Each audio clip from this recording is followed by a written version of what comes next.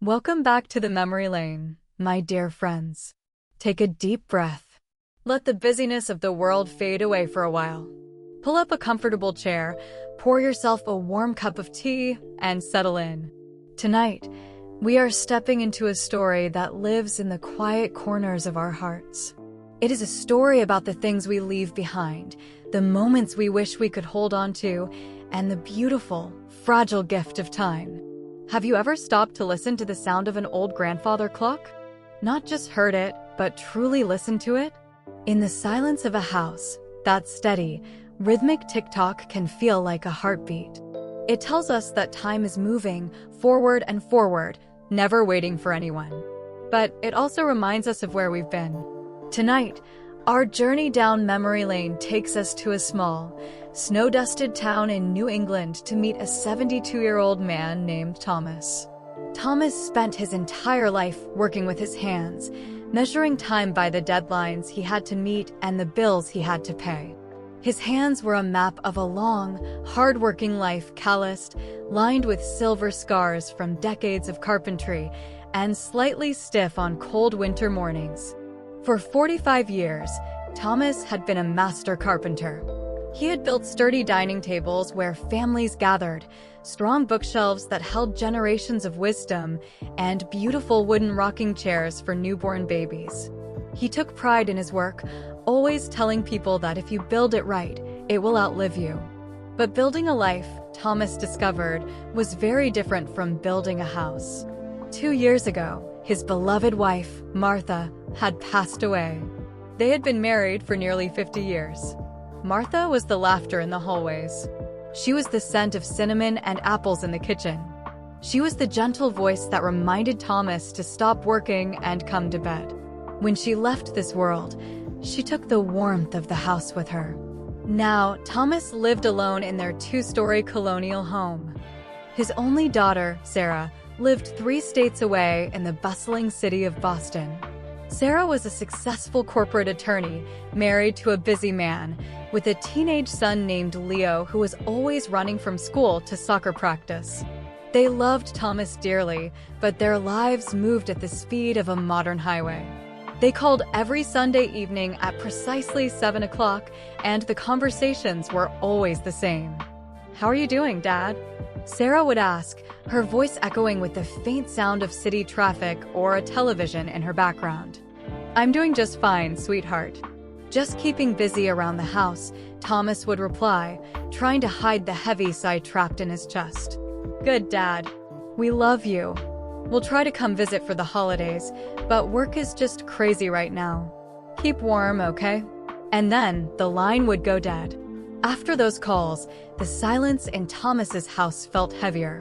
The only constant companion he had was the tall, majestic grandfather clock standing in the corner of the living room. It was an antique, crafted from deep, dark cherry wood in the late 1800s. Thomas had restored it himself as an anniversary gift for Martha 30 years ago.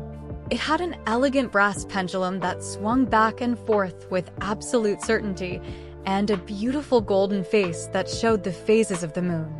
Martha used to love that clock. She called it the heartbeat of their home.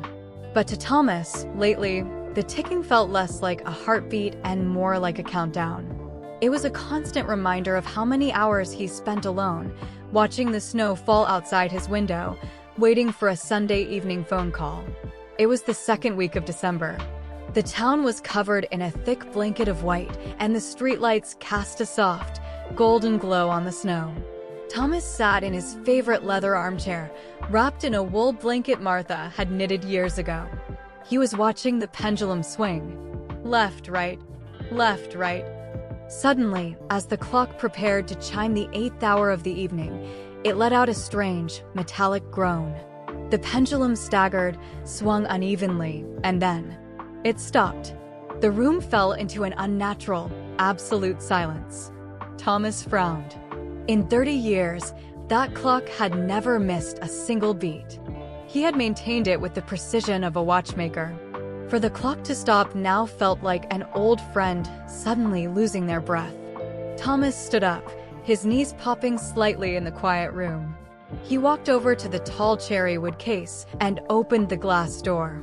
The familiar scent of aged wood and machine oil greeted him. He pulled out his small pocket flashlight and peered into the intricate gears behind the golden face. Everything seemed to be in order. The weights were hung correctly, the gears were clean. But as he reached his hand deeper into the bottom of the wooden casing to check the alignment of the pendulum wire, his fingers brushed against something unfamiliar. It felt like leather.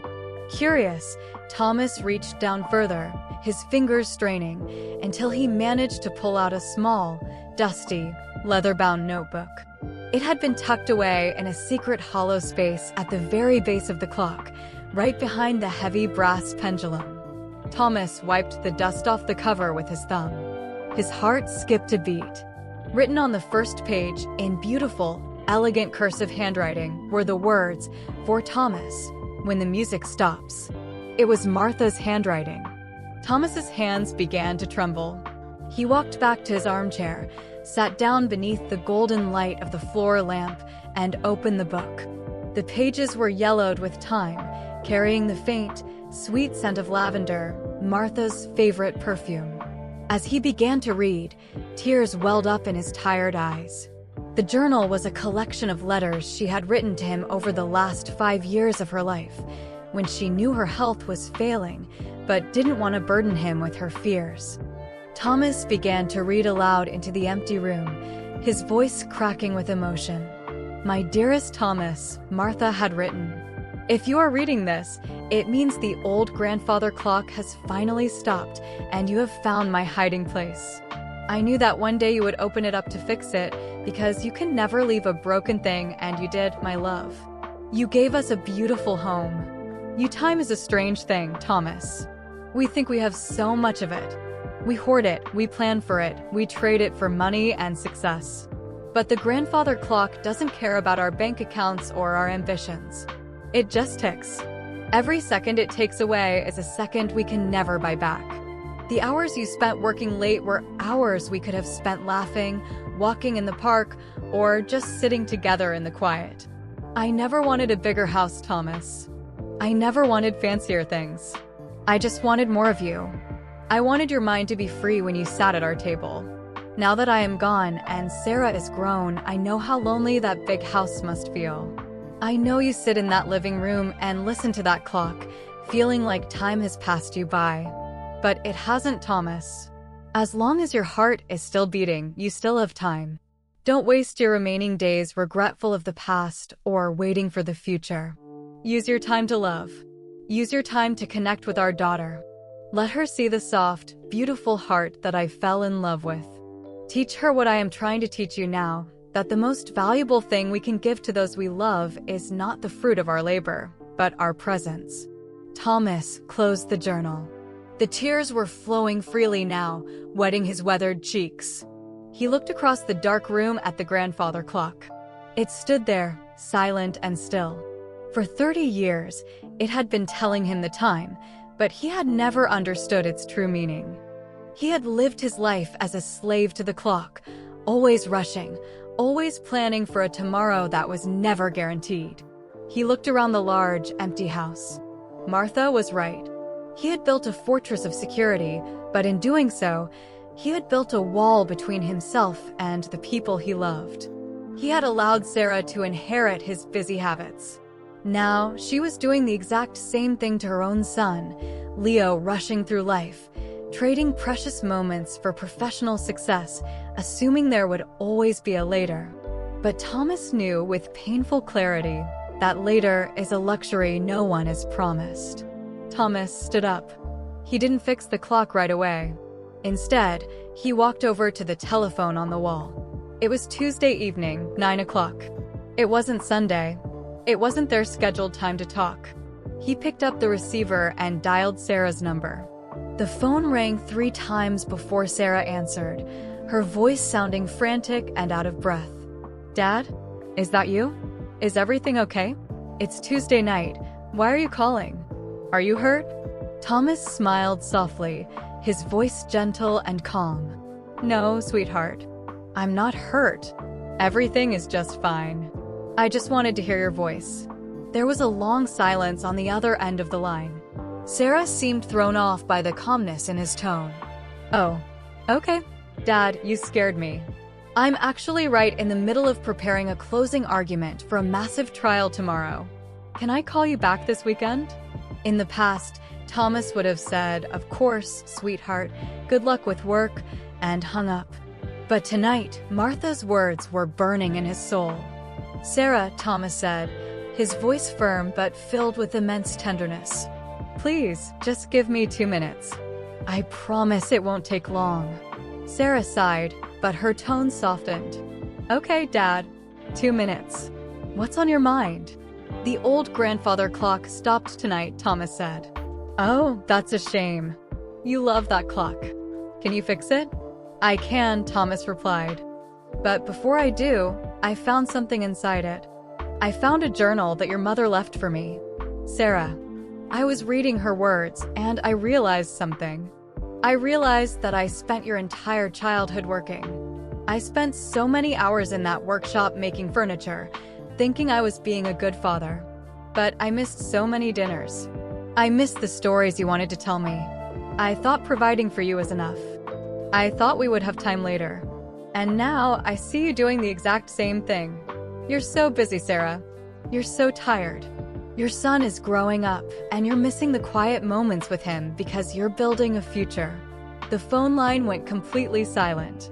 Thomas could hear the faint sound of Sarah's breathing. "Dad," she whispered, her voice suddenly sounding small, like the little girl who used to stand by the window. "Sweetheart," Thomas continued, a tear slipping down his cheek. "The future is a shadow. The only thing that is real is right now. I don't want you to live with the regrets that I carry. I don't want you to wake up one day in an empty house and realize you traded your family's golden years for a corner office. I want you to come home for Christmas. Not just for a day, and not with your laptop open on the dining table. I want you to come home so we can just sit together. I want to cook breakfast for my grandson. I want to look into your eyes and listen to your life. Please, Sarah, come home." On the other end of the phone, 3 states away, Sarah sat at her massive oak desk, surrounded by high-rise buildings and bright city lights. Her father's words pierced through the thick armor of her professional life. She looked at a framed photograph on her desk, a photo of her, Thomas, and Martha at the beach when she was just 7 years old. Her father looked so young then, and his eyes were full of a joy that she hadn't seen in a long time. Sarah wiped a tear from her eye. "Okay, Dad," she choked out, her voice trembling. "Okay. I'll talk to my partners tomorrow. I'll get someone to cover my non-essential cases. We will come down next Monday. And Dad? I'll leave the work laptop in Boston." Thomas closed his eyes, a profound sense of peace washing over him. "Thank you, sweetheart. I love you." "I love you too, Dad." The next morning, Thomas woke up with a renewed sense of purpose. The heavy weight of loneliness that had sat on his chest for 2 years was gone. He spent the entire week preparing the house. He brought down the Christmas decorations from the attic, boxes that hadn't been opened since Martha passed away. He strung colorful lights along the front porch. He bought a beautiful, fragrant balsam fir tree and placed it in the corner of the living room, filling the entire house with the scent of a pine forest. He went to the grocery store and bought ingredients for Martha's famous blueberry pancakes and pot roast. Finally, on Sunday evening, the night before Sarah's arrival, Thomas stood before the silent grandfather clock. He carefully cleaned the gears, oiled the escapement wheel, and adjusted the pendulum wire. He placed Martha's journal back into the secret compartment, but this time, he left the little wooden door slightly ajar, a reminder of the secret treasure of love hidden within. He lifted the heavy brass weights, gripped the pendulum, and gave it a gentle push. Tick-tock, tick-tock, tick-tock. The clock came back to life. It sounded different to Thomas now. It no longer sounded like a countdown to the end of his life. It sounded like an invitation. Every tick was a reminder to live in the present. Every talk was a heartbeat of hope. On Monday afternoon, a car pulled into the driveway. Thomas rushed to the front door and opened it wide. The cold winter air rushed in, but it was immediately pushed back by the warmth of love. Sarah stood there, wrapped in a heavy winter coat, her cheeks red from the cold. Beside her was her husband, Mark, holding 2 large suitcases, and her 15-year-old son, Leo, who was holding a box of bakery pastries. Sarah looked at her father, saw the brightly lit Christmas tree in the living room, and tears immediately filled her eyes. She dropped her purse onto the porch and threw her arms around Thomas's neck. "Oh, Dad," she whispered, holding him tightly. "It smells just like home." Thomas held his daughter closer than he had in decades. He buried his face in her hair, feeling the reality of her presence. "Welcome home, sweetheart," he said. He then reached out and pulled Leo into a big, clumsy grandfatherly hug. "Look at you, Leo. You've grown 3 inches since I last saw you. Come inside out of the cold." That evening, the colonial house was no longer silent. The kitchen was alive with the sound of sizzling meat, the clinking of silverware, and the bright, booming laughter of a family reunited. They sat around the heavy oak dining table, the very table Thomas had built with his own hands 40 years ago. For the first time in his life, Thomas didn't think about tomorrow. He didn't think about his old age, his aches, or his loneliness.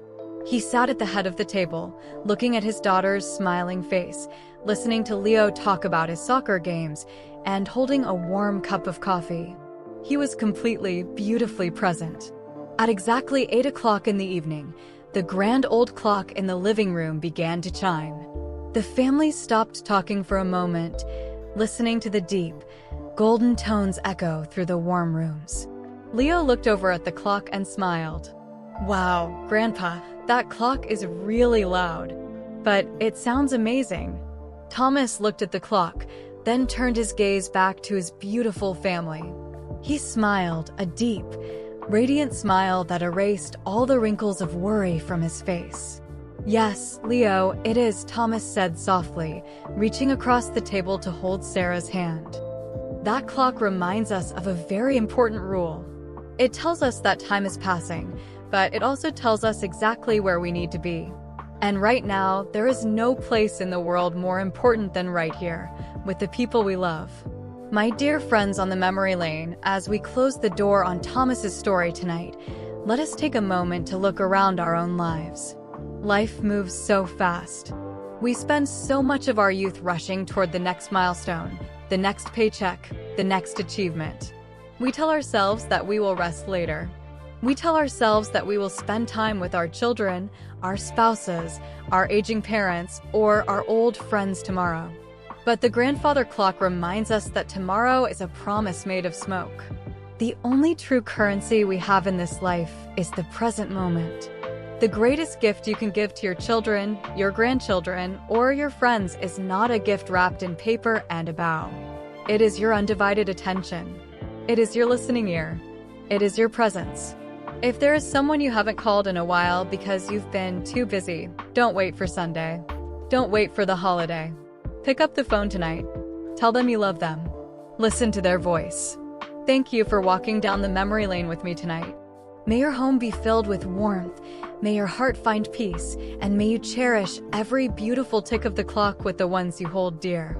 Until next time, sweet dreams, my friends. God bless you.